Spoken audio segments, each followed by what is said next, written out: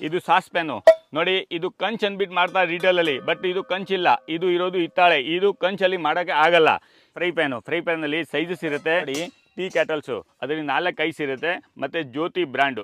ಇದು ನೋಡಿ ಮಸಾಲೆ ಬಾಕ್ಸಲ್ಲಿ ನಿಮಗೆ ಸೈಜಸ್ ಸಿಗುತ್ತೆ ಮತ್ತು ಕಲರಲ್ಲಿ ಸಿಗುತ್ತೆ. ಇದು ನೋಡಿ ಚೆನ್ನದು ಮಸಾಲೆ ಬಾಕ್ಸು. ಇದು ಗಿಫ್ಟ್ ಕೊಡೋದಕ್ಕೆ ತುಂಬ ಚೆನ್ನಾಗಿರುತ್ತೆ ಐಟಮ್. ಇದು ತಾಮ್ರದಲ್ಲಿ ಸಿಗುತ್ತೆ ಮತ್ತು ಹಿತ್ತಾಳೆದಲ್ಲೂ ಸಿಗುತ್ತೆ.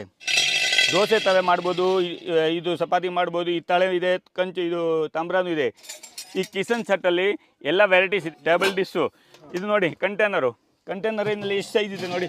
ಶುಗರ್ ಜಾರು ಎಲ್ಲ ಮ್ಯಾಟ್ ಫಿನಿಶಿಂಗಲ್ಲಿ ಇದೆ ಸರ್. ನೋಡಿ ಇದು ಡಿಶ್ಶು ನೋಡಿ ಎಷ್ಟು ಚೆನ್ನಾಗಿದೆ. ಇದರಲ್ಲಿ ಒಳಗಡೆ ಕಲೈ ಮಾಡಿದ್ದೀವಿ. ಇದು ಡಿಶ್ಶು, ಫ್ಯಾನ್ಸಿ ಡಿಶ್, ಎಷ್ಟು ಚೆನ್ನಾಗಿದೆ. ಹಾಲ್ ಕುಕ್ಕರ್ ಮಾಡಿಸಿದ್ದೀವಿ. ಇದು ಇಡ್ಲಿ ಕುಕ್ಕರು, ಇದು ಚಪಾತಿ ಮಾಡೋದಕ್ಕೆ.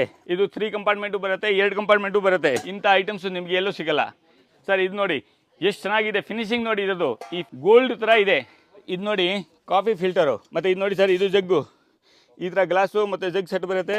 ಇದು ಬಂದು ಶಂಖಾರತಿ. ಇಲ್ಲಿ ನೀವು ನೋಡ್ಬೋದು ಚಕ್ರ ಆರತಿ ಮಾಡೋದಕ್ಕೆ ಕರ್ಪೂರ ಆರತಿ. ಇದು ನೋಡಿ, ಇದು ಮಟ್ಕಿ ಕಳಸ.